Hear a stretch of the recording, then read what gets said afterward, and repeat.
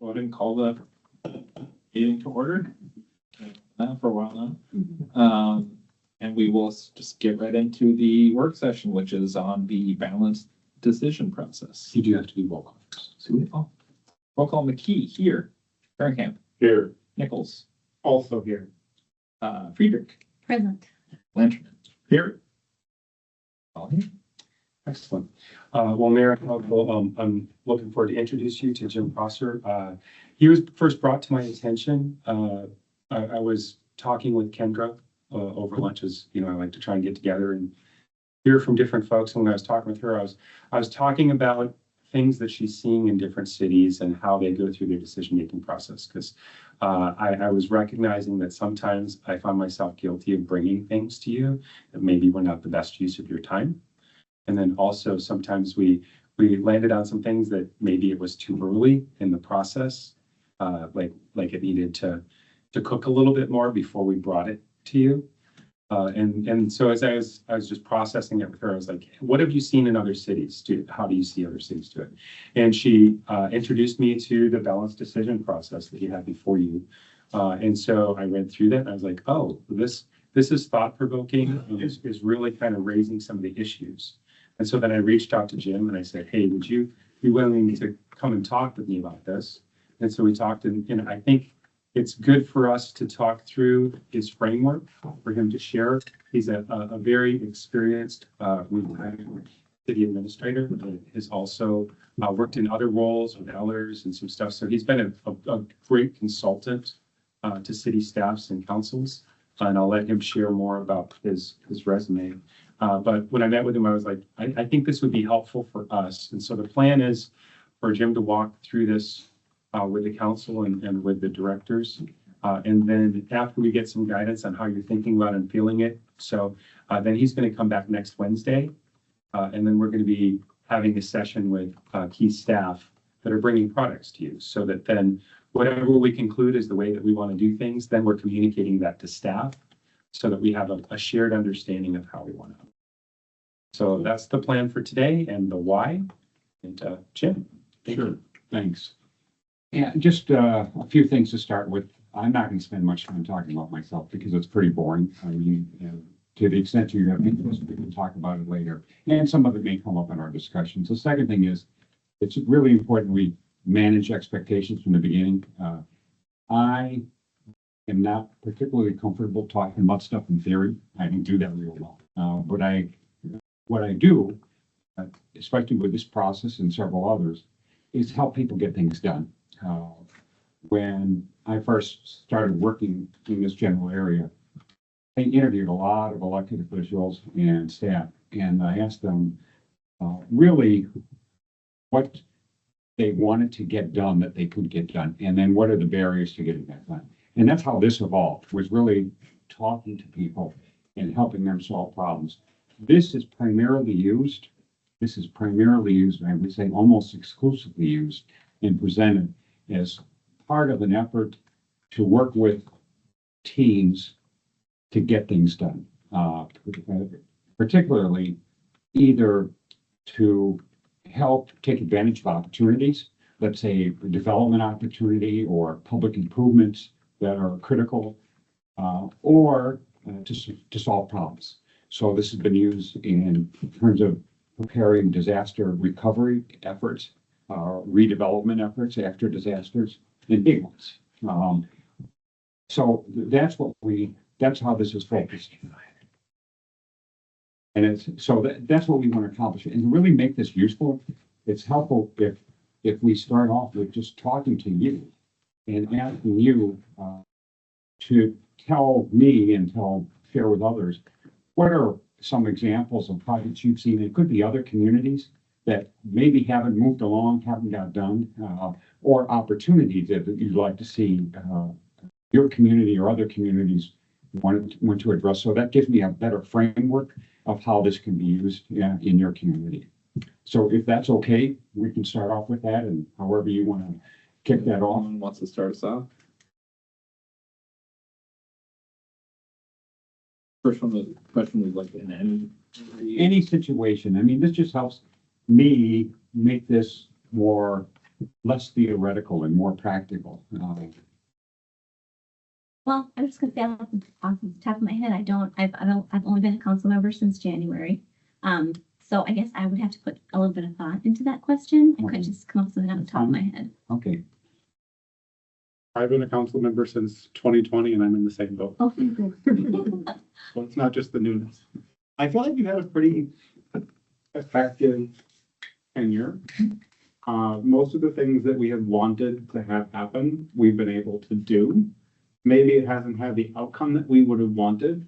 I think the best example I can think of there is there was a big push that I was trying to make and Natalie helped with and several others went along with in updating our PUD standards and how we try to use the PUD to incentivize retention of open space and identifying specific public benefits that we would acknowledge as being valuable so that we avoid giving people credit for things they would have had to do anyway and not really get anything of value to the city's vision.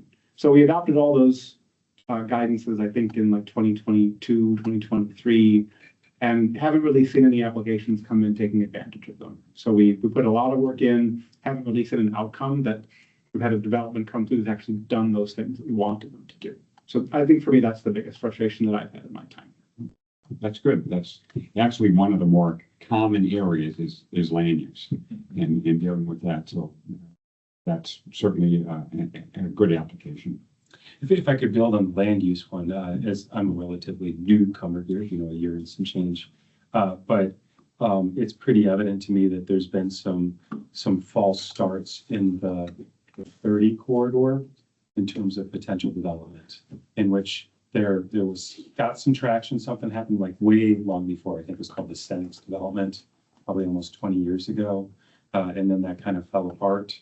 And then there's been some other efforts. And so we do have that on our strategic plan this year to try and give some attention to that. But I think that's indicative of a frustration for the community at large at not being able to attract or secure commercial development. So trying to diversify our tax base. We've had some good industrial wins, but I think Domino's is our first great, somebody's going to serve something other than beer or gas. And so trying to provide diverse opportunities despite best efforts. And that I know that's been frustrating as I've talked to residents. And it's been frustrating as I've talked to staff of how do we do that economic development component better when staff is stretched, the market is capricious, developers are focused and not on that. Good. That's another great example. In other cities, maybe not in a positive way, but I've seen some struggles of like Dayton has, I feel like, gone back and forth on like road alignment and some land use issues that seems to be really frustrating them. Just watching from the outside. Another land use one that just has maybe not gone as well for a neighboring city. One that sticks out for me is the partnership between us and the county, or lack thereof. We don't seem to think we are getting any help with traffic, those kind of things, forward thinking as far as planning. It's more of a build it and then maybe we'll do something from the county goes on. If there's something there, that would be great. It would be nice to be able to put the horse before the cart, so to speak, as that's going on. And I think that ties into a lot of the commercial and the industrial side of stuff. What are we going to do? And even the residential side up on the 30 corridor and on 101 and stuff. Just the build it and then Hennepin County might do something about it 10 years later is frustrating. So, and I don't know any of us that speak very highly of the county, which we should probably maybe start changing, but that's going to take a little while for me to do that. But it's just, it's frustrating not being able to do that. And we can go all the way down to, you know, the legislature doing what or talking about what they're wanting to try to do. The Met Council used to be an entity that was based solely off of sewer and water, and now we're building light rail and other things too. It's just that support and guidance from outside entities that seem to have a lot more control over what we do than what we like to have control with. That makes sense. It does, and I would say that you just hit on something that a lot of people miss, and that is the work that government does. First of all, you're in the quality of life business. That's what the business you're in. And really to build that, you really need to make sure that you're working off of a relationship basis, not transactional. And too often you miss that. This business is relationship. It's a relationship with the people in your community, with developers, and you know that's really important as well. That's how you get development is really develop relationships and better understand what their needs are. So that's important. Anybody else? I guess I would just kind of mirror Dean's comments. I think one thing that's been frustrating for me is seeing the top-down management coming from the Met Council, half of whom don't even know where we are or they've never been here, and they're telling Corcoran that they know better than we do what Corcoran wants and needs. And it just seems as though any concerns just kind of go to the wind a bit. So I agree with Dean and I share his frustrations. And not only the Met Council, if I could add on to the state legislature. Yeah. Good. Multi-jurisdictional, I mean, to expound that, it feels like so many of our partners, when we don't have the authority, but it requires, as you allude to, relationship. Some of our neighbors have resources that we just don't have access to. And so when they step up and they break open the checkbook in ways that we can't, then they're able to manipulate the system to their advantage. And then that sets a new precedent that's the expectation with some of our partners. So we'll do that if you do it like so-and-so does it. But we don't have the tax flexibility to do that. We can't just rebuild the county road that comes through here, as some of our neighbors have. And you know, so the county said, well, we'll do that if you pay this. Well, we can't pay that, and it's not even our road. But some of our neighbors have. And then as we were talking about, like the Met Council influence, MPCA, like it goes through so many partners that in many cases, as Councilman Benjamin said, they've never even been here. So like the MPCA came out here and they were shocked. What do you mean you have dirt roads? This is 2024. Yes, we do. And that means that we have to govern different. We have to be stewards different. And we need to partner with you different. And it's not as simple as just throwing money at it. And I do want to push back on you, Jim, when you say that it needs to be relationship and not transactional. The bulk of my observation here with our developers is it's absolutely transactional. Well, I'm not saying that Yeah. that it isn't, but you have to start, at least from my experience, and the work that we've done, both in cities, but also in others, is to help communities get development and get development done.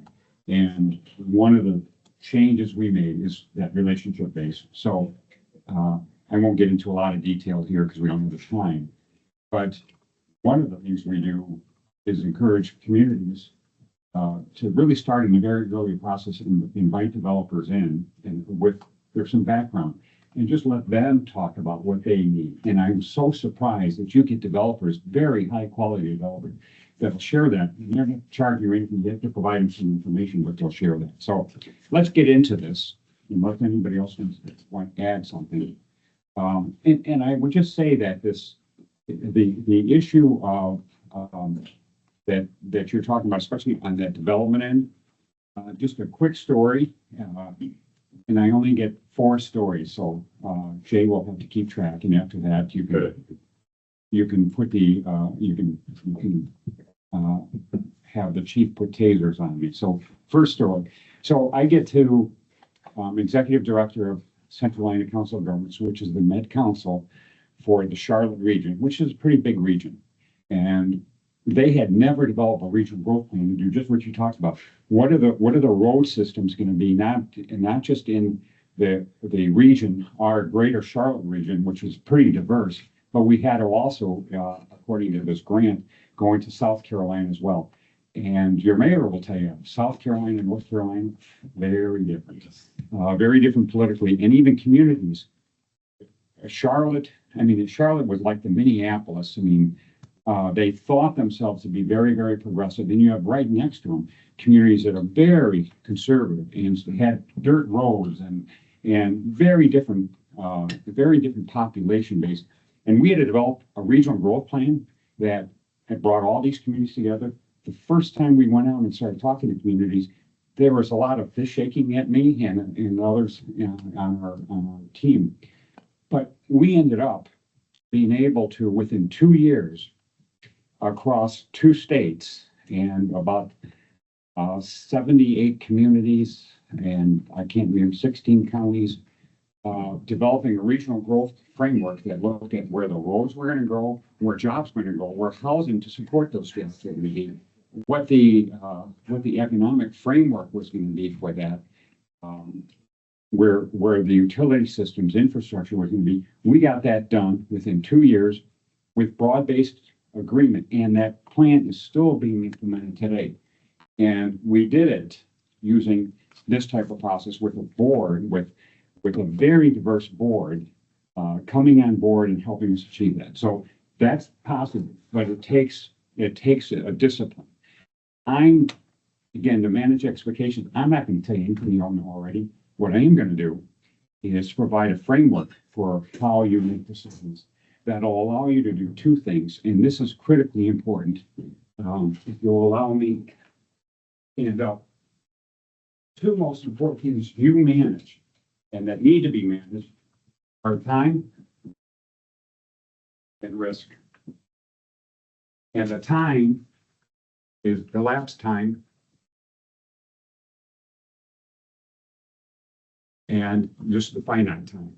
So you only have, let's start with finite time. You only have so much time as council members and the staff to work on issues. And what you want to do is to make sure that you're working on the most important things, what you think are the most important, not what he thinks, not what I think, not what somebody else thinks, but what you think.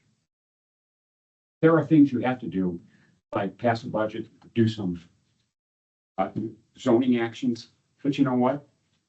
It's up to your staff to say, here's the implications if you don't get that done, if you don't get it on time. But if you don't want to do it, he can't make you do it. Why? You're elected. You're elected because people trust your judgment. He's not elected. I'm not elected. So it's your job, and I want to communicate a sense of importance on that. You have to be in charge, and Jay respects that. Your staff respects that. You have to respect it. You have to understand that it's your job, and you got to manage your time. You got to manage your time. You only have so much time to do this and still live a life. So it's important. Elapsed time. Time kills all good ideas, projects, and if you wait too long to get things done, it's too late. So another second story before I get tased is I was first city manager in Cedar Rapids, Iowa, community of about 150,000. Within 2 years after getting there and changing a form of government, changing the staff structure altogether, we had the 5th worst natural disaster in U.S. history at the time, and that was in 2008. Within 2 years after I got there, we had over 10,000 parcels were flooded. Over 2,000 homes of workforce housing were impacted, and many of those people were never going to be able to get back home. They had a very good flood management plan, to a point, but we were 12 feet above that point in terms of flood level, 12 feet. So we were, the workforce housing in basically the whole downtown was flooded. Businesses, Quaker Oats, General Mills, others, getting ready to move out because they needed to have that workforce, and they saw that workforce going away. They saw the infrastructure necessary to support that going away. We had over $500 million of damage to city facilities. Every city building was impacted in some way. And they saw no hope for recovery. That wasn't going to happen. So we knew we had to develop a flood management plan that projected a future that people could live in that community and businesses could come back. We used this approach, and we were able to get a flood management plan, and that was the basis for a redevelopment plan. We had that done in 4 months. I'm working with the Army Corps of Engineers, the public works person here. How easy is it to work with the Army Corps of Engineers? 4 months, and they gave us an award for it. We got an award because we got it done so quickly. The last time counts. We had to have community support for this too. So we had to work with the community. So the last time for development, a lot of things, the last time counts. This process is recognized that risk. There's two types of risk. There's the risk you're going to make the wrong decision. Not supported by the public, where it just doesn't work. Not supported by the public means that it's going to be harder to implement. The other risk is that you just make the wrong decision. One of the mistakes that is often made, and we'll talk about this, is for elected officials to weigh in too early in the decision-making process. When you do that, what happens? You're not going to be as open to getting what will certainly be conflicting information as time goes along. Because there's no decision you're going to make worth a hill of beans where there's going to be all advantages and no disadvantages. Most of the important decisions you'll make are going to be feather weighted between advantages and disadvantages. And to the extent that, again, you have a process that is really quite transparent and that the public sees you doing this and they see that you're weighing this, go back to you were elected because what? Because people trust you and they trust your judgment. If they see you exercising that, they're going to be more likely to let you use that trust and make that decision. So that's critical. Risk of making the wrong decision and the risk of really not weighing all sides of the issue in a very transparent way. So that's what this process is focusing on. Now keep that in mind as we walk through it because that's critical. Let me stop for a second. Questions? Any pushback on anything I said? All right. So what we do is basically look at 3 different phases of making a decision. First of all, it's the process. How are you going to make your decision? What information are you going to use? Are you going to need? And here's where your staff comes into play. They're going to throw something out there based upon their experience and what they understand. They're going to give you that. Here's the process we're going to use for a decision. That's going to change. That's going to change based on your input. You're going to say, no, we want more of this and less of that. We'll even talk about this later, but even with the timeline to get you that information. So you don't, again, at the early stages, you want to just talk about how are we going to make this decision? What information are we going to need?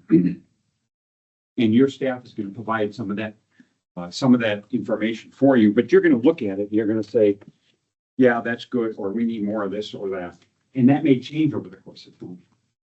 What we want to avoid, and this has never happened in Corcoran, but what we want to avoid is getting to the end of a decision. And I've worked with a lot of communities that have asked me to come in after repeated problems with getting to the end of a decision-making process. And then somebody coming in saying, yeah, but we really need to hear about this. No, it's your job and their job to get that out early on so that as you think about those issues, they can prepare them. And again, that's going to evolve. That's going to be an iterative process. But you don't want to wait to the end and throw out a bomb at the end saying, well, I didn't think about this. Now, there's some ways to do that. First of all, it's really important. This, again, I don't know your community at all, and I don't pretend to know it, but there are people in the community that are going to second guess you, and that's not a bad thing, but they're going to second guess you. They're going to be sometimes the naysayers, sometimes they're supporters, but they're going to give you feedback, and you're going to get feedback a lot of different ways. It's very important to listen to that feedback, even if you think their questions are irrelevant. You got to share those, and you got to give staff a chance, and whoever else you're working with a chance to evaluate that and get information back. You can't hide that. You can't just say we aren't going to look at that, because what you want to be able to show is that you've uncovered all the rocks. You've looked at things that may be a problem or an issue. You want to make sure that you've seen that, and this often comes out that you'll look at questions or provide information that seems to be contrary to what you want to accomplish. Getting that out on the surface is important, because you know what? People aren't idiots out there. They're going to know if you haven't looked at those issues. They're going to know that. And if you wait and just say, we hope nobody will bring that up, that's going to be a problem for you later on.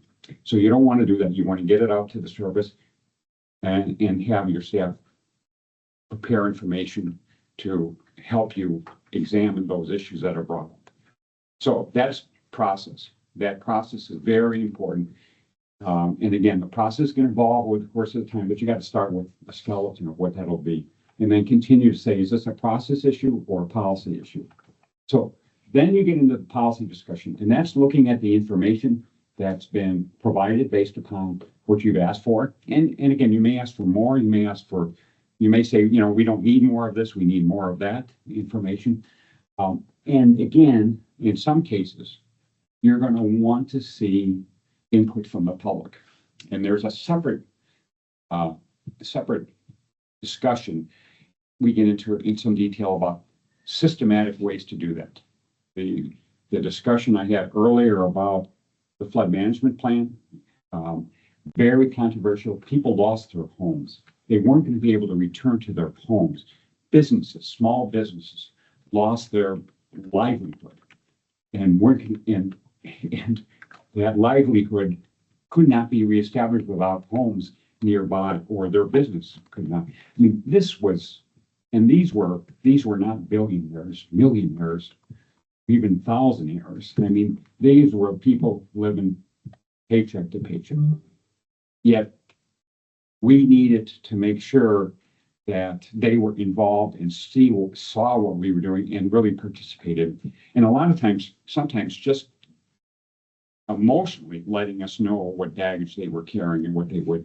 This had to be supported by the public. In other parts of the country where they don't do this, they have to go through this 3 or 4 or 5 times before they get a plan that works. Not in Cedar Rapids, we had their support. I'm not saying everybody supported it, but it was enough support so that the elected officials could continue to this day to implement that plan. So getting the public involved in a genuine and authentic way is really important. But there's other things. You may have outside experts, but your staff can coordinate all of it. They can give you that information. You have to make sure that as you go through that policy discussion, it's as thorough as each of you individually think it needs to be, and collectively. And that's on you. That is not on them. It's not up to them to decide whether you should be satisfied. You have to be satisfied with that, because at the end of the day, you have to make a decision, and you got to stick with it. And you're not going to stick with it if you're not satisfied. So you have to be comfortable sharing your concerns. Again, you're elected people, that's your judgment. Can I ask you to speak on one thing, Jim? So you know, as we're different people, and in some cases, what brings people to elected office might be different reasons. So consequently, what's going to be satisfying to one person may not be satisfying to another. So can you speak to the instances in which There's a barrier to satisfaction because we've got potentially a majority that is moving in a direction that doesn't make me feel satisfied. Yeah, that's a perfect question. And ultimately, that's as you, because you have to work as a body, as a team. And that's up to you to decide that. So that if one person is asking, and this is often the case, that there may be one person that wants something and the resources just aren't available to get that done. I mean, there's just not enough money or time to be able to get that done. The rest of you have to look at that and say, is that reasonable? Are we going to allow that to happen? That is to go ahead with the decision without keeping somebody satisfied or not. You have to decide as a body, and you should be very deliberate about that discussion. And that puts a lot of pressure on you and on this guy over there, on the mayor. But you got to do that. I mean, it's a discussion that you have to have, and it's important that you feel comfortable disagreeing in an agreeable way. You just have to get comfortable. And sometimes that's tough for people. We've even brought in psychologists to help with that, to help you manage that in some cases on critical issues, because remember, time's important. And if somebody has a real concern that can't be addressed, you've got to all make a decision whether or not that's going to undermine the overall effort and the ability to have a decision that sticks, because the public is watching out there. And if the decision you make isn't supported by the public, that's what happens. There's either forced elected turnover or a decision that just isn't generally supported.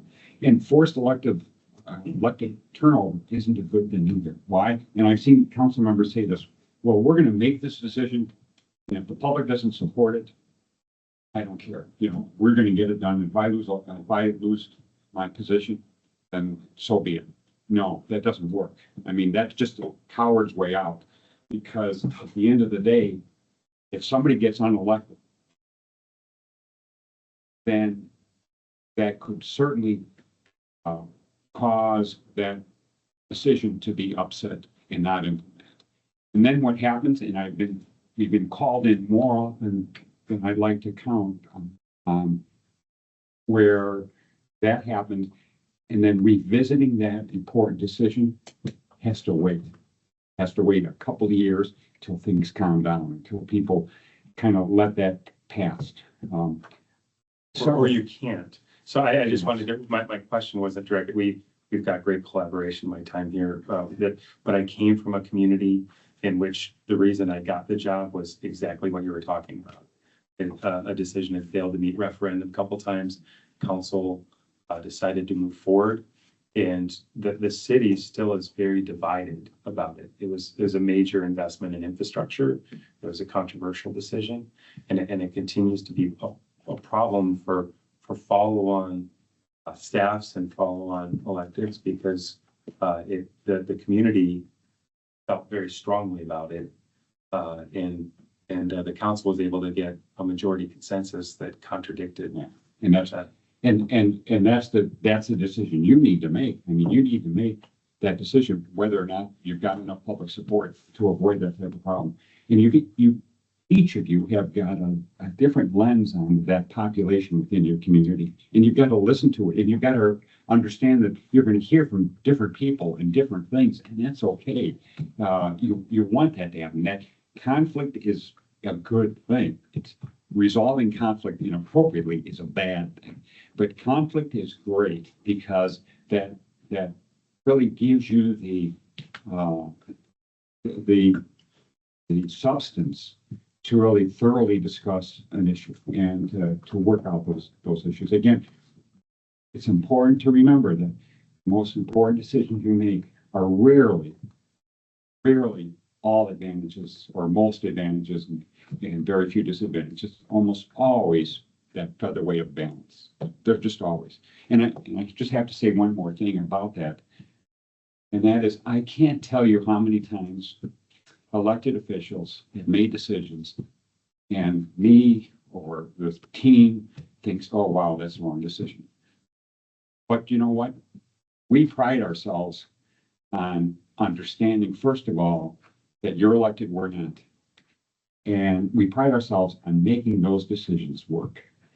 And more often than I care to admit, in retrospect, the decision the council made that I thought was so wrong, they were right and I was wrong.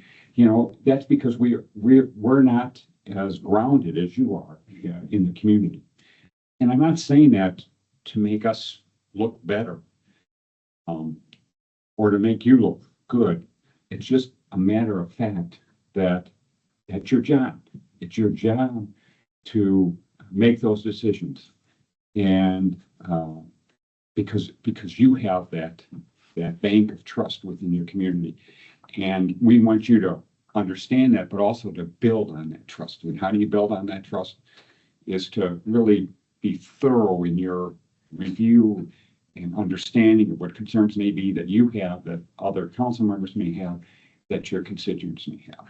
So that's really important. So I guess, what are your thoughts on looking, I think there's also a caretaker role of the community by the council members. And when you talk about being grounded, and I guess an example that comes to mind, you know, our city, and we're not on this topic now, but in the history, you know, paving gravel roads in the community. And, you know, there's at one time a consensus that it's better if, you know, if it can be done across the board, but we have to get there incrementally. So there's a general consensus, but as soon as it comes to one person's road, everybody's against it. And you only hear from the community members that are pushing back on it. And so when they're looking at decisions that they say, okay, I know long-term, this is for the good of the community, either fiscally or you know, whatever the other factors are, whether that's zoning or however that plays out. You know, being rooted in that community and being responsible, but also sometimes knowing that the right answer isn't, either the community members are not well informed or don't understand the implications on the more global scale. And I think that's one of the things where I see a lot of decision making really become challenging when you're in a microcosm. The right answer is being immediately like responsive to your constituents, but it's the wrong answer for 30 years from now. Well, and that gets to the basic issue too of just the NIMBY, not in my backyard type. And that's where you just have to have a very sophisticated public engagement effort. And the public engagement is hard work, but it's important to really use that to manage your time and manage your risk. You need to do that. So we use that. I mentioned that earlier in North South Carolina, that regional growth plan. We use that, and again, we got that done in 2 years. We got that flood management plan done in 4 months with thousands of people participating in public engagement. And I will tell you, a lot of people had disadvantages, and they saw those and they were able to express those. I mean, again, I can't tell you how many meetings that I went to that we just had my hair screen flat.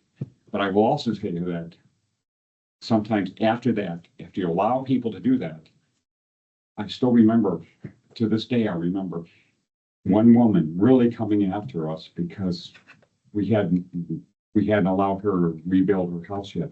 She had some just sad stories. You know, that was her home for generation after generation. Just screen guard, hair flat, walking out, and I'm feeling terrible because we're letting people down. This was weeks after the flood. She came and she came up to me and she put her arm around me and said, "I hope you didn't take that personal." And what that told me was, you know, 2 things. First of all, that outlet was very important, just allowing that to happen.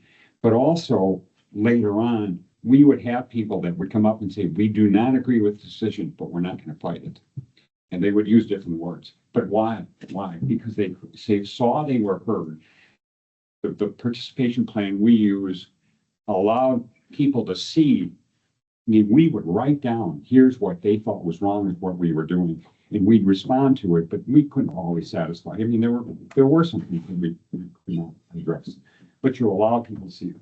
So getting back to your point, very typical. I mean, we're going to have that problem, and to the extent that you can recognize it early on and develop a system to gather information so that you can use that and incorporate it. It's a big mistake. Again, I had one council member in that same community that his motto was ready, fire, aim, just get things done.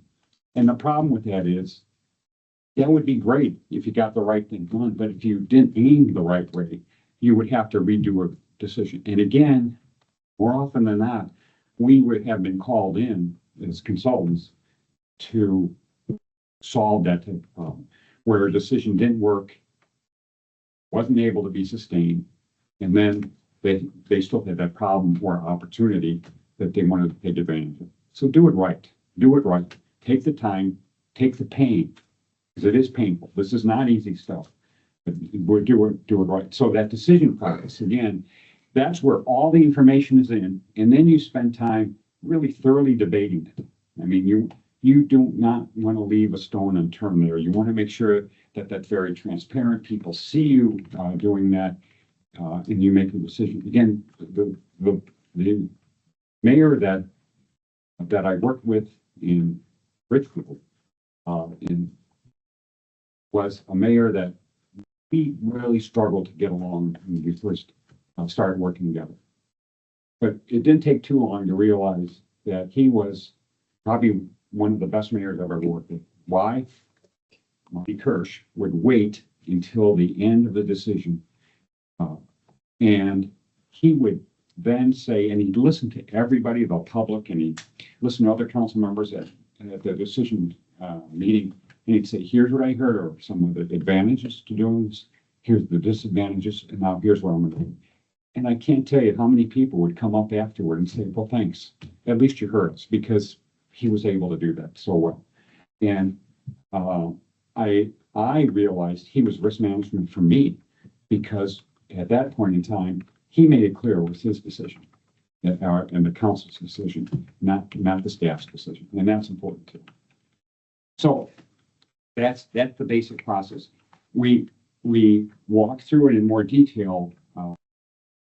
Watch our time here, but so in the detail here, in that first yellow phase process discussion, you're just going to identify those decision components and information requirements. And again, you may, when you first start looking at this, you want to map this out. You want to start talking about what information we want. Here's where, for example, you're going to say, you know, we want to do some public engagement, and there may be different ways to do that. Maybe just sending something out in a newsletter, or having a public meeting about it. We recommend on, you know, the kind of the high-end version of that is a set of really 3 phases of public engagement. The first phase is just saying, and this is important just to think about this in your head of what the framework is.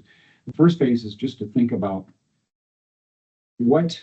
how would we frame up this opportunity or problem we're trying to resolve? And you put it out there to the public, and you're providing other background information. One of the things you provide is a chronology of here's efforts in the past or background in this information, other efforts to try to solve this, or just history of a piece of land, or maybe some goals that you have. But what the most important thing is to say, here's how we see it. And then you ask people for feedback. You ask for people to provide their comments, questions, or concerns.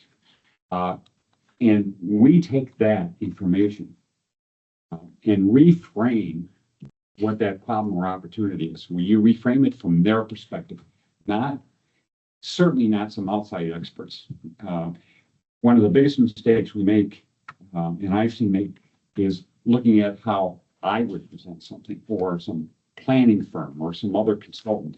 No, you've got to do it, and not even from your perspective. You've got to do it from their perspective, what you're hearing from the public. So that gets filtered.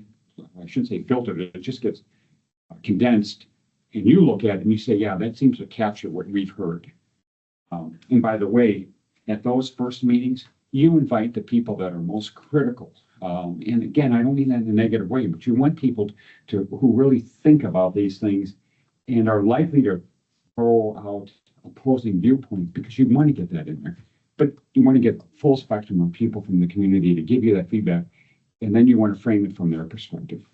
And then you take a look at the second phase is really looking at what are the options to solve that problem or take advantage of the opportunity. And again, what you do is prepare some information that looks at what are the advantages and disadvantages of each of those different options.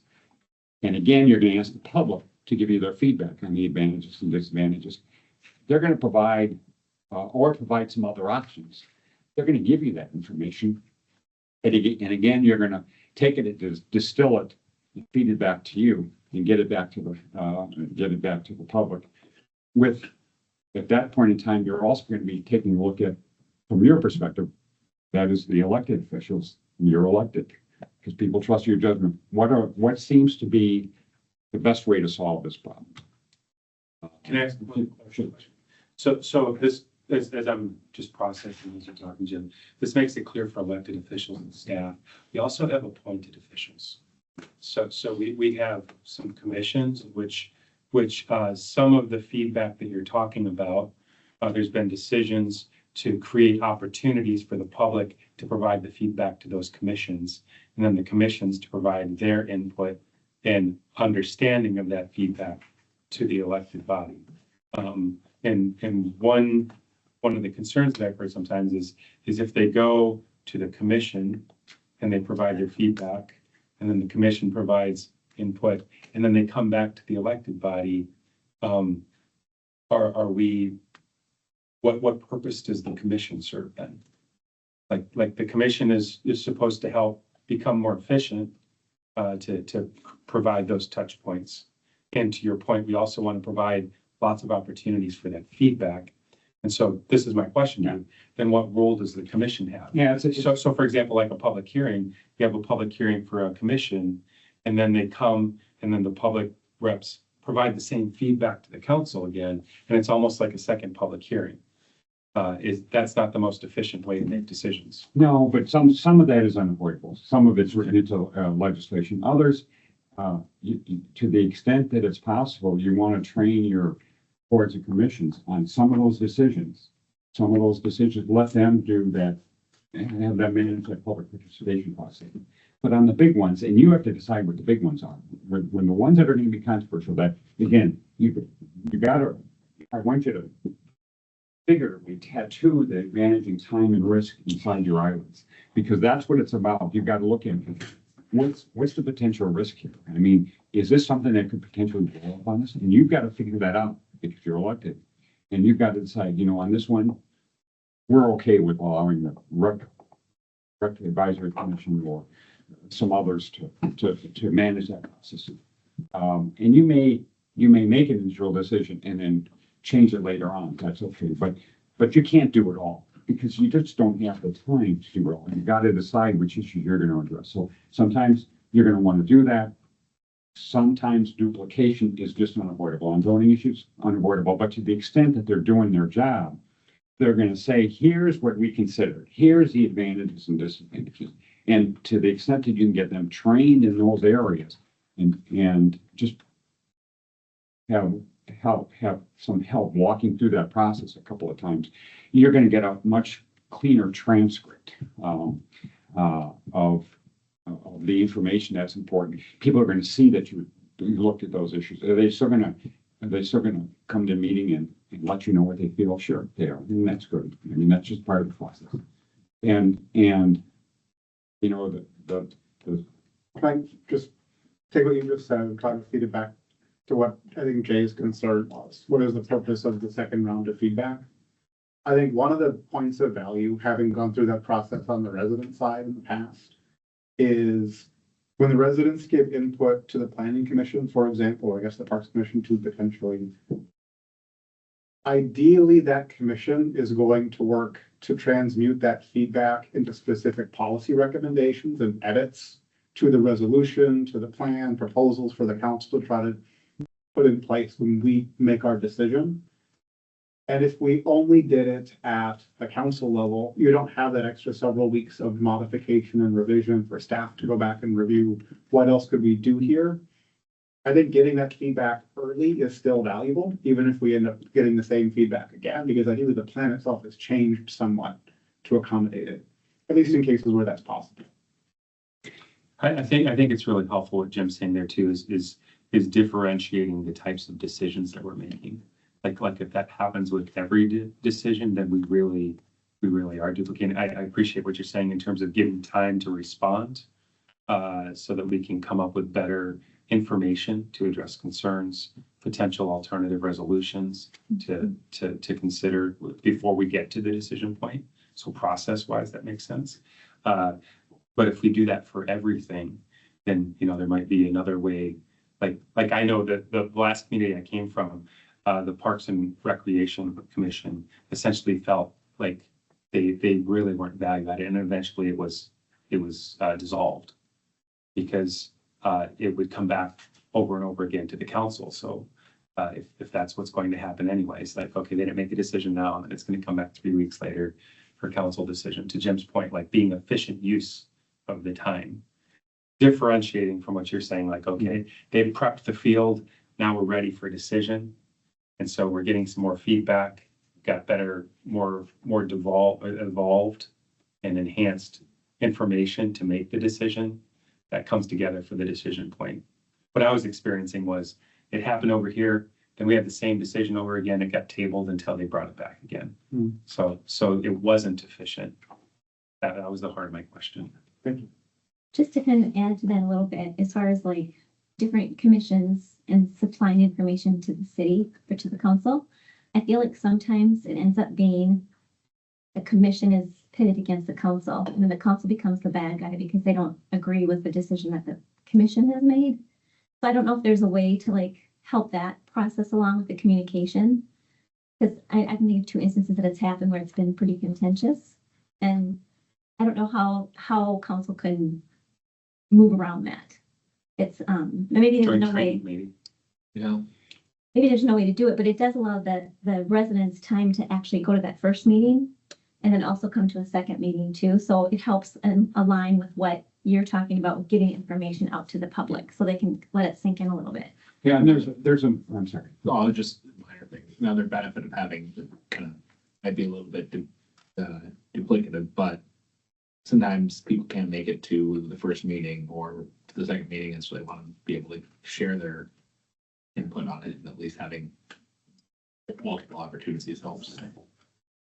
Yeah, that there's another issue here, and it speaks to what you're talking about. The first time people hear something about an issue is the first time they hear about it, and it may be late in the process, and you just have to recognize it. You need to do the best you can to make sure people hear about it earlier. You have to recognize that that's going to happen. But getting back to your point, there's a number of different strategies. I mean, one thing that works, again, it's about time management, is when, especially if you can identify some of those issues where there's recurring conflict with the commission, is to develop an opportunity to have a discussion with the commission and the council. And just kind of, and sometimes it's better if it's facilitated a little bit, but it's about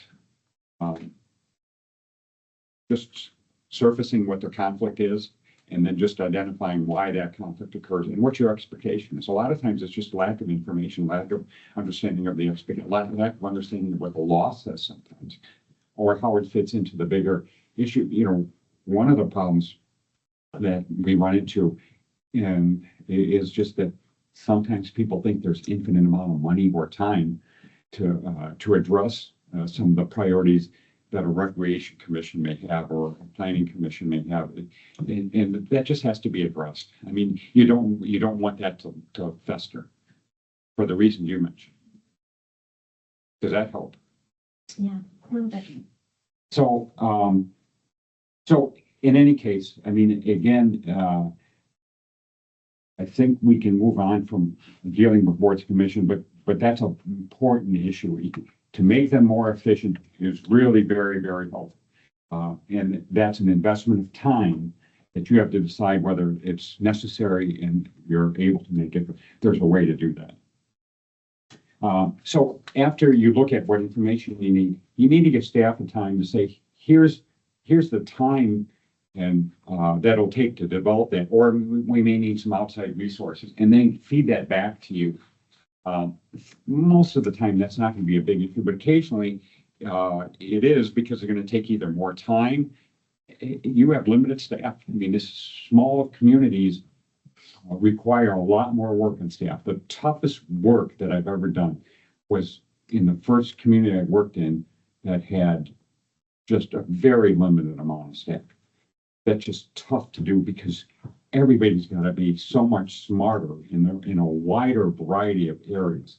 And you just have limited time to work on it. It is tough in smaller communities. And you know what? The expectation of the public isn't any different. They expect you to perform at the same level as somebody that has a resource of the city of Charlotte or the city of Minneapolis or Maple Grove. You know, that's just the way it is. And you have to understand that and give your staff an opportunity to say, keep the resources, you know, there's a time we're going to, and that may, you may want to say, okay, we can slim back on some of those things, but don't do it to the extent that it sacrifices your ability to get information you need to make a premium decision, because you have to do that. And then you're going to review and approve the process, and that should be a pretty deliberate effort. The first few times you're going to do that is a pain in the butt. It's difficult. But once you get through that a few times, it's not going to be so difficult. You just need to go through that. Because otherwise, again, you can get to the end of the process and realize you don't have the information you need. So then you get into policy discussion. So now staff starts to present you information. And, you know, in a lot of cases, because of time limitations, they may say, we've got 20 minutes here to present you this phase of the information requested. And you're going to take it and thoroughly digest it. It may take a little bit more time than you thought, a little less time, but you're going to need to make sure that you're taking the time that you need to digest that information. Believe me, whatever delays that are caused there are inconsequential compared to making a decision without getting that discussion and without getting into understanding what that information is and making a decision later on. And then either having to go back, circle back around because you really didn't understand it. It wasn't as clear as you needed it. So that's really important, or that you make the wrong decision because you just rush through making that decision, and then you realize that that's not a decision you could support going forward. So you need to have that, and then you need to get into a discussion of the policy. How does the policy line up in your community with the information that's provided? And again, these are the discussions that need to be non-positional. You're not taking a position anywhere up in the yellow or green segments about what you want your decision to be. You really, and this is hard to do, you really have to do to make sure that you're not thinking about taking one side or the other. You may want to take both sides. That's good. But to the extent that you start to stake out a position too early, you're not going to listen to the other side of the machine. So discussion phase, this is when you get at it. And you really want to make sure that there's a thorough and very uncomfortable discussion. It should be uncomfortable for you at that point in time, because you're going to hear views from different people and the reasons for their views. And that should be your debate time, because whatever you're debating, the community and other people are going to be thinking about those same things. And you need to make sure that you're having that discussion that reflects that community views, your concerns, your worries, and just understanding that, again, that decision is going to be feather-weighted. And you're making no decision is a decision too. That's an important thing to understand.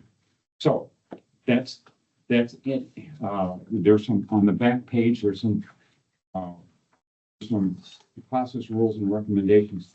I won't go through that in detail because we've covered most of it, but I will get to making sure that number 3, regularly scheduling a time to review and update that process timeline is recommended. You're going to change, that's going to change over the course of time.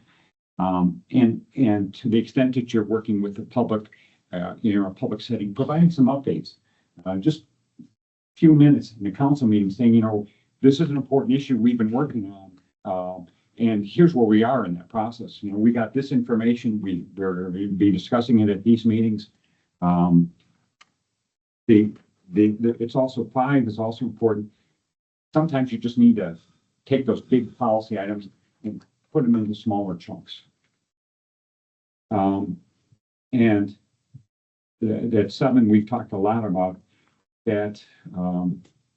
Too often public engagement has translated into slick information pieces that go out to the public, and that just doesn't work. I mean, people understand when they're being fed something as opposed to being engaged with something. And it's critical that you have a mindset that supports that. I can't tell you what to do. You're going to decide that. But I can tell you, based upon our experience, when you follow this process, the communities and that we've worked with on this issue, there's only been one project that I really don't want to talk about unless you force me to. One project that didn't get done that followed this process. And unfortunately, it was with the chair of my board at Central Iowa Council. It was a development issue, and he was a developer. So in that community, he was a developer, he didn't develop in that community. So it was really embarrassing for him, but it didn't get done. That was the only time out of dozens of other efforts that it didn't, that the work invested in this didn't result in project being completed. So let me stop there and allow an opportunity for you to ask questions, or give me feedback about what makes sense and what doesn't make sense about this. Just one of the questions I've got from council and for staff. I'm hoping that it makes sense why I'm asking the question and wanting to have the discussion. If not, I'd like to identify that, like if this came out of the blue, Jay, when we were talking about this, I'd like to understand it too. Like if you feel like, okay, this didn't scratch an itch, or it's. I wondered that, to be honest. Okay. I appreciate that. And I guess part of it is just to be clear for us, because I found myself guilty, and it's not with everybody who's on this call, of bringing things to council in which I had a council member saying, why did you bring that to us? And specifically, the topic was the chairs. And again, that's one of your responsibilities, is to say, we don't need to discuss that. You need to decide what's on that agenda and go from there. So that was an example for me. And then there's been a couple other examples in which, like maybe we weren't ready to make the decision on that evening about the water tower. And that like we still needed to do some more work on it. And then we came back and we made a different decision that was made that night. And so those two stand out in my, but they're not exclusive. So that's part of it, is I want to make sure that I am clear that we are bringing you, to Jim's point, the decision. So like when I bring this city council schedule to you, that's really an opportunity for you all to tell me, like, yeah, we don't need to bring that, or you need to add this. Like as you're aware of things that are happening, hey, I don't see this on here. Why? Why is that so late? Why is that so soon? That becomes a strategic process document to make sure that we are timing things in terms of what you see as finite time. Is this the best use of your time? Risk. Hey, for example, the timing that we're going to talk tonight about the peddlers, solicitors, and transient merchants, we're right on the cusp of the window in which that's going to be a really big deal. And so with finite time, it's important. It might have been more helpful for us to have had that discussion last month. Because as the weather's gotten better, I know some of your neighborhoods have already been hit with solicitors and peddlers. That wasn't true when it was colder. And so that would be an example of the timing, that feedback from them. That's a really good insight. I think I've always treated the advanced agenda review as more of an information sharing, not an opportunity for dialogue. So with that insight, I'll try to be a little bit more attentive to bringing up questions and concerns as part of that conversation. Thanks. And to that, I'm sorry. Oh, I was just gonna say, I think what's super helpful too, is just from my perspective, 'cause I used to be a staff person too. Staff does like an impeccable job of pulling so much information together for the council. Sometimes council doesn't know what they don't know, and so they could be potentially missing something that isn't even in the staff report. So I think helping, looking at that calendar and coming up with thought processes of what questions do I have about this? Like, did we do something that is going to help us understand how this really does affect the community? I mean, one thing that comes to mind now that I've been listening to this whole conversation is our fire. Our fire services is going to be a huge contentious. There's many people on both sides that are going to probably be coming out saying, yes, we want this. No, we don't want this. We can't afford this. Yes, we can. So I think that's having this process in place and just thinking about how we already are trying to have as much conversation, open dialogue, because we already do developers come in and have conversations with neighborhoods, meetings at different locations in the city to help pull people in. Even doing that, we still haven't been able to get some things through. Like two really big things that could have come through to our community was 2 different industrial parks in 2 different areas. And there was so much pushback from the community. No, we don't want this in our neighborhood, even though all along it's been zoned that way. Just makes it really difficult, I think, as council to make that decision and, well, what are we going to do? That was one question I have is how do you see this framework working with an application that like a land use application when we're on a 60-day clock? Right. Because I think it's a slightly different process. I think really the yellow groundwork is what we need to have set up in our code. Like that already needs to be what's guiding that so that we're not doing, like, we can't do that with the application coming in. Mm-hmm. We're not going to have the time to do that, but we should be able to have it previously identified what information do we need from this type of land use application. And we do, that's what's required in our code. So if there's something that's not working, it means we need to fix our code. Mm-hmm. I mean, that's how I see it, but I don't know. I wanted your thoughts on that. Do you disagree with that? No, not at all. I mean, again, just tying these issues together, that getting back to the developer issue, we see this in a lot of communities that are that have development applications turned down because of strong community opposition, even though it fits all the criteria. Again, you got to manage risk, and if you go ahead because it's in your comp plan and it seems to be the right place, but there's strong community opposition, what happens? I mean, if there's forced political turnover, then that's just a mess. I mean, you just don't want that. So you got to figure out, you got to work backwards and say, what do we have to do to address it? So some communities, I mean, it's what we've done is work backwards to start looking at understanding why is there opposition to this. And a lot of times people don't understand that if you try to develop a community based upon all large lot, single family development, detached homes, you can't afford to service that. So you have to provide that model, that information that provides that information to the public and educate people. And that takes some time. You also want to work with developers who know how to work effectively with the public.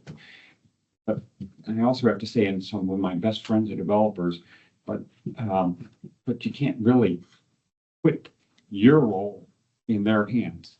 So you've got to look at how do we communicate and engage the public in a way about a development that makes sure that there's a higher likelihood of success. And there's ways to do that. I mean, again, getting back to North and South Carolina, that was a big issue there. But what we did is present a framework that allowed the communities to see that they needed jobs in those communities.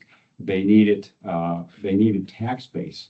And so we provided the basic information and understanding, and then people could see, well, where is the best place to put those, to put the industry that we need? And then where do we get housing close by? And sometimes that was workforce housing that fit the salaries of where those jobs were going to be. And so people could see the bigger picture. Is that going to stop the NIMBYism? No, it's not. But it's going to provide a better framework so that when you make a decision, you may not get as much pushback. But you got to keep that managing risk in the back of your mind. The other side of the risk of not approving some of the development is what? Is you're not going to have a tax base to grow your community. You're going to, one of the things we also do is we look at a financial plan over the long term for a community.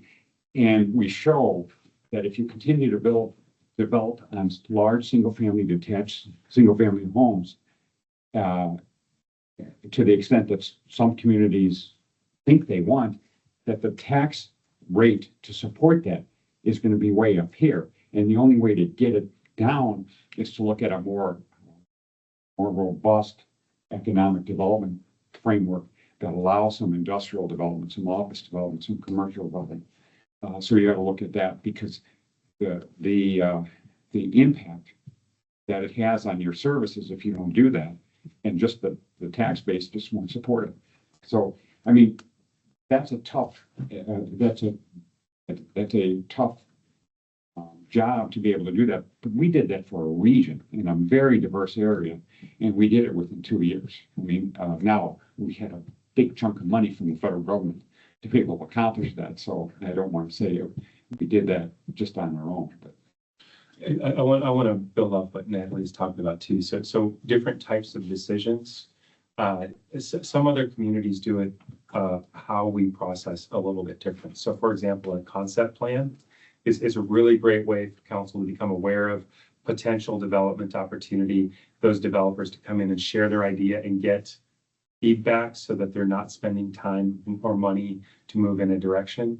By putting those discussions on the regular agenda, we're pushing really important business later. And so like some cities, those are always work sessions. Once a month, they've got a very predictable schedule. And another example would be like the front end of our council meeting today is 4 presentations, and it's informational.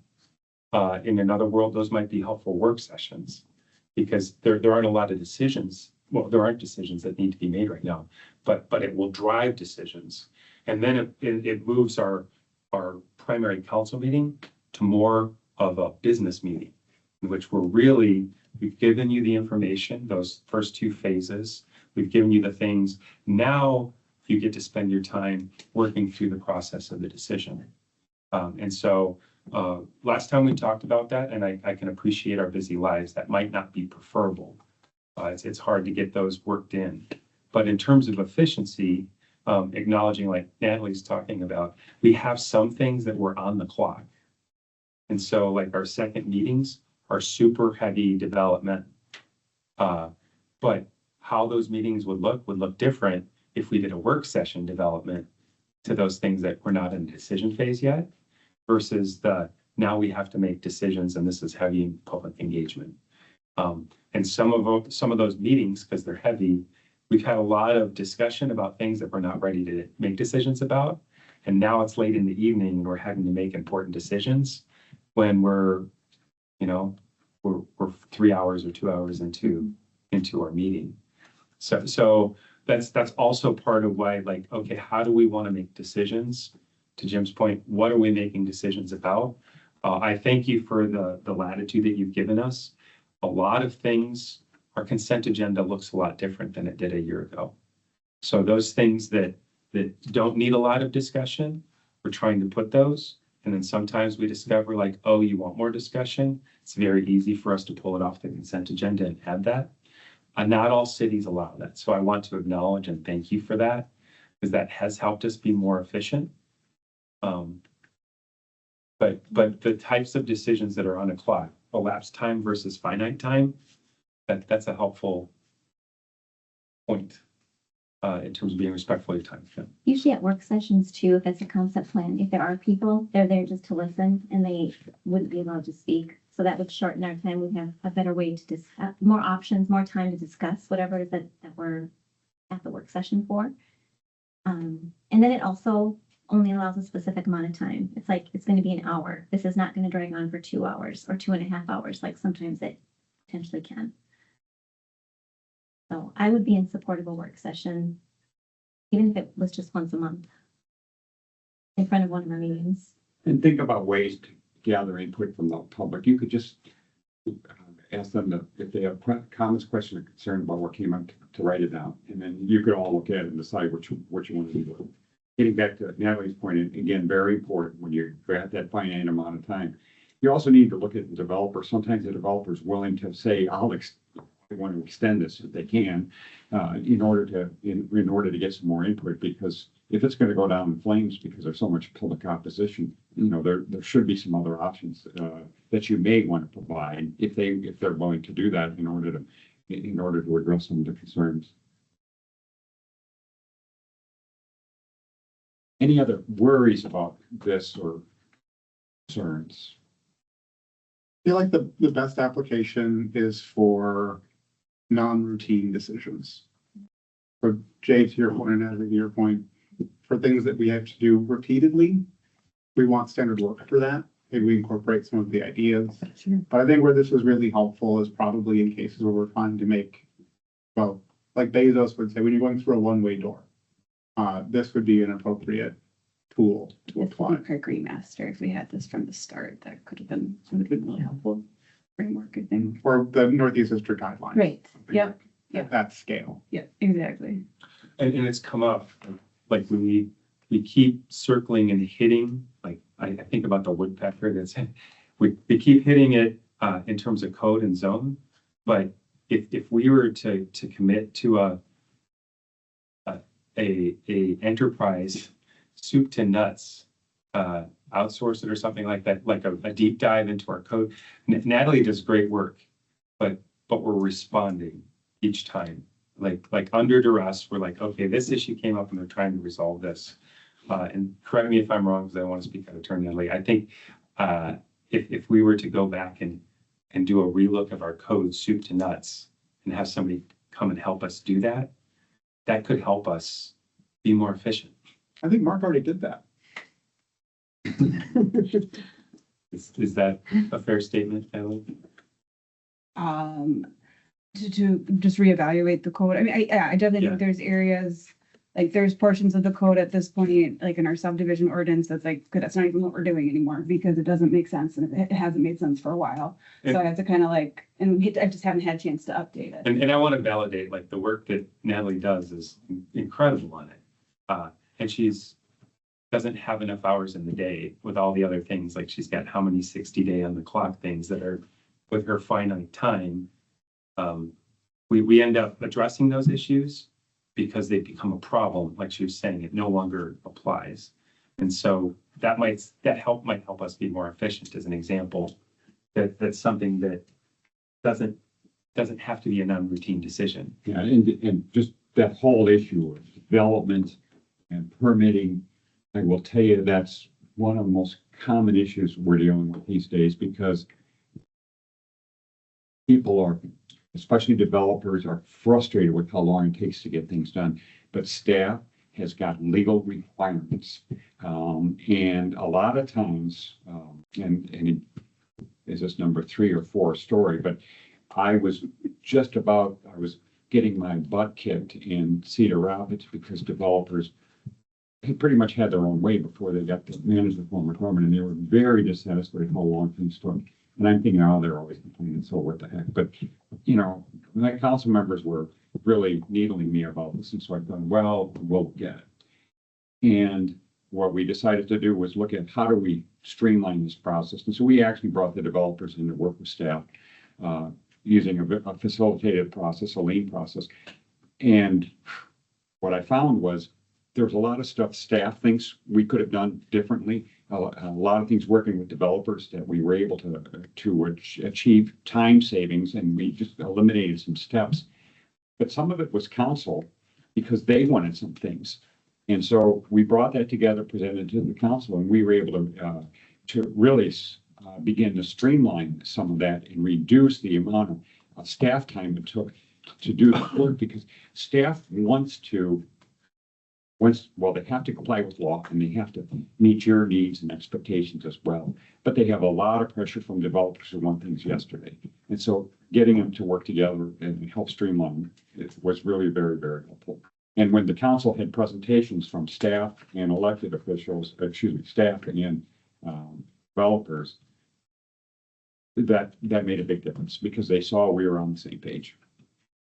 We're not enemies with developers, but we have different obligations. And constituencies. Yeah, exactly. So I hope this was useful. Feel free to ask Jay to give me a call or however you want to work this, but this is important stuff. It takes some time to really let it absorb, but I think you're on the right track. One of the things I want to encourage you to do is I close up here is, I'm not a touchy-feely guy, but mind your emotions on this. What makes you frustrated? What makes you upset? What irritates you in terms of making decisions now? What just isn't working? And just think about that. And then this will help. One of the most important things, you're developing a lot of systems to get things done, and that helps a lot. But your consent agenda is a good example. How much can we put on that consent and then pull off if we don't really need to do that, and preserve time so that you're not just working on those urgent things. You want to work on the important things. What are the 3-4 most important things we want to address? You're still going to have those urgent things come up, but if you can begin to look at those important things and say, boy, can we get this one thing done this year or 2 things done? And then use this process to deal with those complex issues, you're going to begin to see some real results. And we've seen that with communities we've worked with. They get results. It takes some time to get up to get that acceleration moving, but it begins to work. Well, thank you. Thanks. Any other questions? That's me. I hope you understand better now why I've been thinking about it. And really, I want to be respectful of your time. Make sure that we're bringing the things that you need. And then that allows me to be respectful of staff's time. Because sometimes I'm guilty of having them focus on the wrong things. They're not giving you what you want, then we're moving in the wrong direction. When I understand that better. Last thing I want to say is thank you. I also am talking to my peers. I know that I get more face time, or at least ear time, with you than most of my peers have with their council members. And they value that, because then I hear from you part of what Jim's process is talking about there, the feedback that I need to make sure that we're moving in the right direction. Those meetings are so critical for us to be able to do that. So many times we're able to modify something that's on the agenda or update something, provide information that maybe we didn't have before because of the meetings that we've had. You said, oh, well, I need this. If we didn't do that and we're having that happen in the council chambers, now that we don't get to make that decision now, it slows it down by another council meeting. So in terms of being efficient, your willingness to invest that time in me is helping us be a lot more effective and efficient in our meeting. So thank you. We have a 2 to 4 week OODA loop. So you're right, getting that additional feedback early saves a good chunk.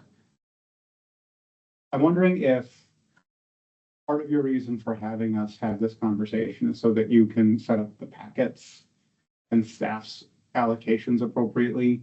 Should we have a discussion at some point about the packet content? And if there's any feedback from people as to structurally what they would want to see different?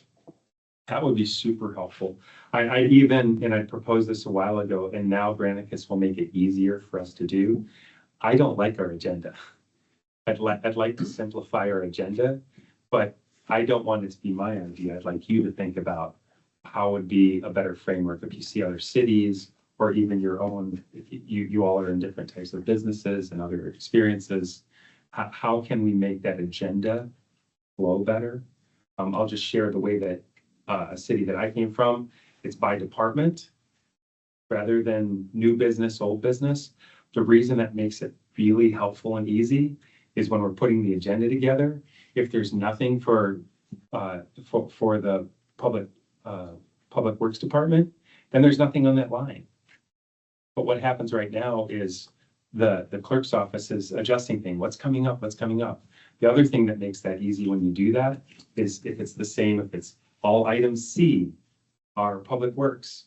If there's nothing there, you know there's no public works. But that's C on consent and it's C on the regular agenda. Could you give us like an example or a mock version of that, just to take a look at? Absolutely. And that's just one idea. Yeah. But I think there's ways that we could provide predictability and efficiency in our agenda building. So that's another example. And anything else for me or the rest of the staff? I don't want it to be misunderstood that this is me passively aggressively complaining. That's not, I'm not complaining. I'm really striving to figure out like, okay, I know that I'm trying to get better. If it's working, we don't need to fix it. But I want to raise the question to make sure. I love Jim's example. If we have a pinch point, somebody's thinking or feeling things like, oh, this really frustrates me. If we don't take the time to pause and talk about it, we're never gonna address it until it becomes an issue. Since we're talking about this, I guess I would say it would be nice if we had a process for our meetings, not just with the order of the agenda, but how we accept and don't accept people that are talking. Because sometimes we just sort of get into a back and forth. Sometimes we say no, but I feel like sometimes we get into a back and forth with people, and sometimes they're even still sitting in the audience. So I feel like it would be good if we had something in writing that we could even post somewhere on the website. I believe we do. It's separate from that one. This is more specific to just what our meeting looks like. Mhm. And it explicitly states, like, council will have two options to weigh in on this discussion for 5 minutes each. So we don't get into long, drawn out conversations. And then it keeps it more concise, so our decisions can be more focused versus opinion based. I feel sometimes. I don't know if that would help expedite our meetings to make them more concise and shortened, but having that in place might help us work through that. And I don't know what that looks like, but it could be something that we all, It manages public expectations as well. yeah. Or maybe you go in rounds like that, where like we do 3 minutes per person. And if people have more to say after that, we go back. So there's like a time bucket. Yes. Right. I will do some research on what other cities might be introducing for that sort of process and bring back some options for you to consider. And anything else about that? Meeting, to Jim's point, frustrated or super happy or? Always excited for a chance to get better. Yeah, that's a good point. Yeah, that was the goal, is I want to raise the question, and it might be, we're good at this station. But as I reflect on the last year, I see some examples that I don't feel good about what I was doing. And so I wanted to reflect that back to you, say like, okay, to Jim's point, are we bringing you the decisions that you feel like you need to make? Are we missing opportunities? Are we bringing things that are wasting your time? I guess maybe one more thing to think about. The two examples that you raised about problematic discussions we had to go back and repeat, like the chairs and the logo on the water tower. I feel like some of those debates, as I remember them, were sort of almost values based, where you had Ken Tanker as council members interested in not having public money spent on their comfort or not wanting to do more than the bare minimum for certain things. And this is a different group now, different mixture of people at least. Maybe a little bit of a discussion at some point when we have an open agenda around when do we and when do we not want to go above the bare minimum. holistically as a city? When does it agree with our Corcoran ethos to do a little bit more than the bare minimum? And if we can align on that, maybe it makes it easier for staff to know what options to present. To build on that, I also want to say thank you for, we changed our purchasing policy. So to use the word cantankerous person that was upset about the chairs, he legitimately said, why are you bringing, like you're putting me in a bad position at the dais. Why didn't you just buy the chairs? That's what he said to me. And I was like, oh, well, because the policy didn't allow me to. And so then we had a conversation about a policy and what you're comfortable with. And then we changed our purchasing policy. And so now that wouldn't be necessary. But under the existing policy, it was. Mm-hmm. And so, now we've changed our purchasing policy and lots of other policies. That was a helpful learning lesson for me. Mm-hmm. So that we don't have potentially unhelpful values discussions at the dais.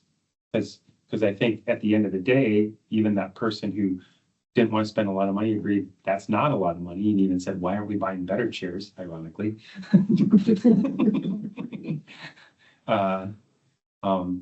But that was an unhelpful discussion, and I recognized I put him in a bad decision or a bad position.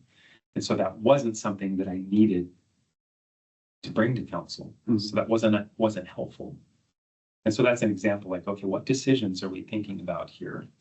And where are we having those discussions? Is this a work session discussion in which we're just kicking things around? Or is this we're sharpening our pencils and getting ready to make a decision discussion? That the public's going to respond differently to those two environments too. It's like, oh, I was just pontificating. Versus it's time for us to buckle down. Just something too, instead of you doing all of that communication with us and then giving it back to, I think I've said it many times, if there's questions, that question straight from Kevin, Dean, what are you thinking about this? Or Natalie, Jeremy, what do you think? Asking those questions like, who's their biggest problem up there? I'm gonna call Dean because he's the one that they go like this or something. You know what I mean? Just that open communication of to not put everything on you to get back to them. Yeah. If there's a quick question, what are your thoughts? Send an email, call, leave a message, something to, instead of everything having to go through you. I don't mind talking to you. I don't mind our time every Monday and stuff. If there's a quick hitter or something, if I've got something, I'll send a message just straight away and not even say it to you. Hey, somebody has a concern about this, bang, bang, bang. Same thing back and forth. I think we should have related to any one of these folks pinging us as council or the mayor, just, hey, what do you think about this? And I think that's You the know what I culture mean? that we have. I think I'm definitely comfortable. Just want to make sure everybody is comfortable with it. I'm all about The only thing that I ever ask is because sometimes it will loop back with residual effect. And so I think we do a really good job of communicating with one another. I think about a recent example in the last week in which somebody went to 4 different people trying to get a different answer, and they didn't realize that we communicate. Well, I think part of it too is that Jay it's nice having Jay be the central collection point of gathering your questions and your questions and your questions, saying, here are the questions, because when I provide information, I want to make sure you all have the same information, as opposed to, Michelle coming with, oh, Matt put together this whole packet of information and nobody else has a chance to see it before the meeting. No, I appreciate Jay, the 2 points that I appreciate Jay being the collection point is that he can assemble all of it, and then it helps to guide when we put our information together for you. And it also ensures that we're not, that we're mindful of, not even skirting open meeting law. Yeah. Unintentionally trying to impact decisions, which is not any of your goals or mine. It's just a matter of making sure that it keeps everything clear. So you guys will see, usually I'm happy to respond, but I'll usually copy Jay and if appropriate, the other council members in responding to you. So it's not at all trying, I just want to make sure everyone's on the same page when we're communicating. I think it also gets helpful time management issue, because if we have to write 5 or 6 different emails, we can write one comprehensive email that touches everything. That saves 3 hours. Depending on the topic or the complexity. So it might be helpful for yours. We have a huddle here after I've been meeting with you, and we sit down and we talk about, here's the things that I've heard, here's the things that I've learned, here's the things that we need to be prepared from, and not just from council members, from people in the community. We war game, for lack of a better phrase, or we prep for the council meeting so that we can provide the best responses and the best, and that's why we keep sending updates as it's coming up, like, oh, this came up, need to add that, so for like the ordinance, we just added some visuals to it, and it occurred to me to add visuals until someone asked for it. I'm like, oh yeah, that would be really helpful to add visuals, and so that's been an update to the new ordinance. Well, thank you, everybody. Thank you. Thanks. Anyone else? Thank you. Thank you. Yeah. Motion to adjourn. I move to adjourn. All those in favor say aye. Aye. Adjourn.